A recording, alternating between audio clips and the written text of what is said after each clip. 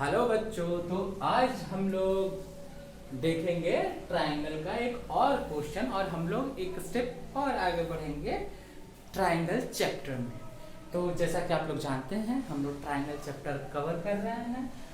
इसके जो अच्छे अच्छे क्वेश्चंस हैं हम लोग उसको ले रहे हैं। RS अग्रवाल बुक से मैं जो अभी अच्छे क्वेश्चंस हैं उन सबको करा रहा हूँ और भी मैं जो अच्छे क्वेश्चंस होगा उसको करवाऊंगा ट्रायंगल में।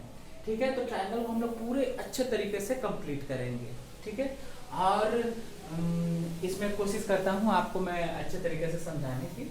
होपफुली आप समझते होगे मेरी बातों को और आप सीखते होगे जो मैं बताता हूँ। तो चलो आज का क्लास हम लोग स्टार्ट करते हैं, देखते हैं कि कैसे इस प्रॉब्लम को हम लोग कैसे डील करेंगे।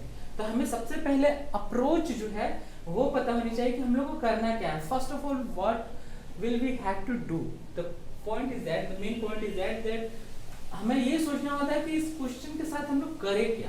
ठीक है, ये क्वेश्चन अगर हमारे पास आ गया, ठीक है, तो जैसा कि हम लोग जानते हैं कि हम लोग किसी और चीज़ के साथ क्या करते हैं। कोई भी प्रॉब्लम आता है तो उसको कैसे करते हैं, कोई भी चीज़ आता है हमारे साथ तो उसके साथ कैसे बिहेव करते हैं, उसको कैसे टैकल करते हैं। तो वैसे भी यहाँ पे मैथ्स में भी जो प्रॉब्लम आता है तो उसकी अपनी एक पकड़ होती है, उसकी अपनी एक बात होती है, वो कहना चाहता है, समझो।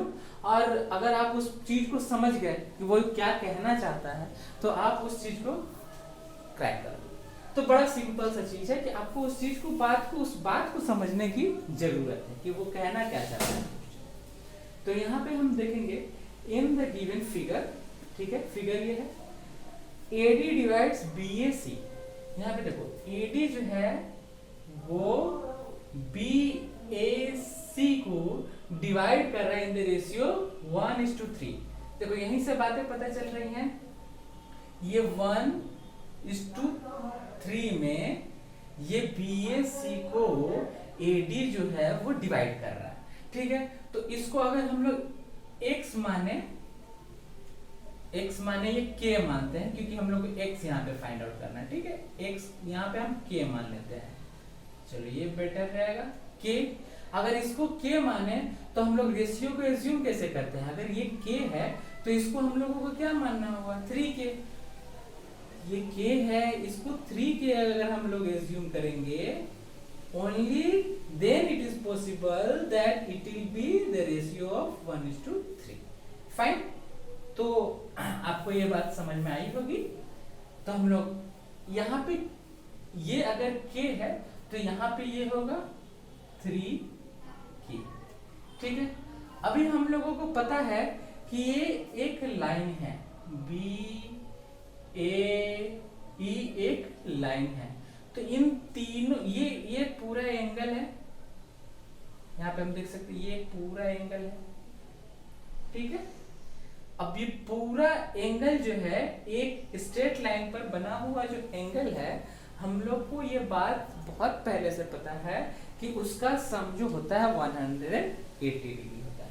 ये क्वेश्चन हमसे बातें कर रहा है। क्वेश्चन कह रहा है कि भाई मैं क्यों, ठीक है, ये आप 3k ले लो, उसके बाद ये 108 है। अब यहाँ से आप इन्फरेंस निकाल लो कि मैं लाइन हूँ। क्वेश्चन बोला मैं लाइन हूँ, मेरा ये एंगल है k, ये 3k, ये 108k।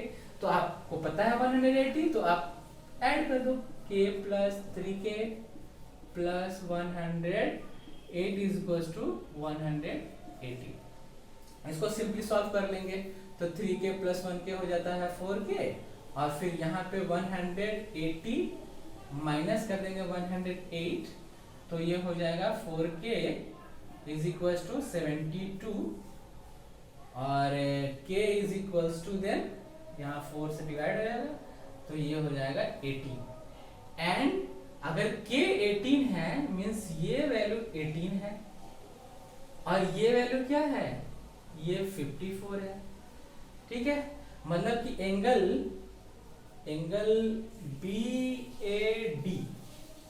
BAD कितना हो गया 18। ठीक, और एंगल DAC कितना हो गया, एंड एंगल DAC जो है वो हो गया 54 डिग्री। ठीक है, इतनी बात तो समझ में आ गई। अब आगे क्या है, आगे क्या हो सकता है, क्या है। तो यहाँ पे देखते हैं and A D is equals to D B. A D is equals to D B, मतलब कि ये ए डी जो है, ये A D is equals to D B, मतलब ये साइड और ये साइड इक्वल है।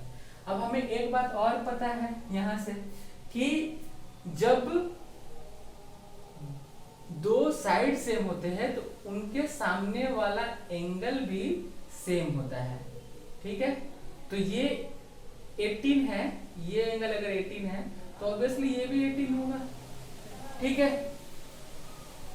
ये एंगल बी ए डी अगर 18 है तो ये भी एंगल ए बी डी भी 18 होगा, पता है। तो हम लोग आगे क्या करेंगे, आगे हम लोग ये करेंगे कि ये जो है, अभी हम लोग को एक बात और पता है कि एक्सटीरियर एंगल जो होता है उसका जो वैल्यू है वो इंटीरियर अपोजिट एंगल जो होता है उन दोनों के सम के बराबर होता है, ये बात भी पता है। तो ये 18 ये 18 तो ये 36, सिंपल है। ये 36, यहाँ पे ये हमें पता है 54 और ये हमें फाइंड आउट करना है x, यही फाइंड आउट करना है। तो बड़ा सिंपल सा चीज है कि यहाँ से हमें 18 प्लस कर दिए तो यहाँ पे 36 मिल गया। और फिर in triangle ADC, in triangle ADC, if we talk about these three angles, we can easily write it like 54 plus 36 plus x is equals to 180 degree, because it's a triangle and we know that the sum of the angles of a triangle is 180 degree, we do know. So here we can do what, we can solve the equation.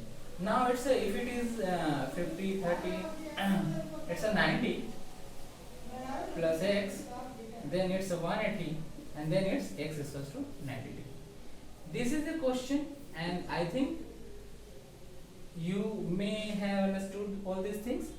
ये जो है ये भी, ये x का value जो है वो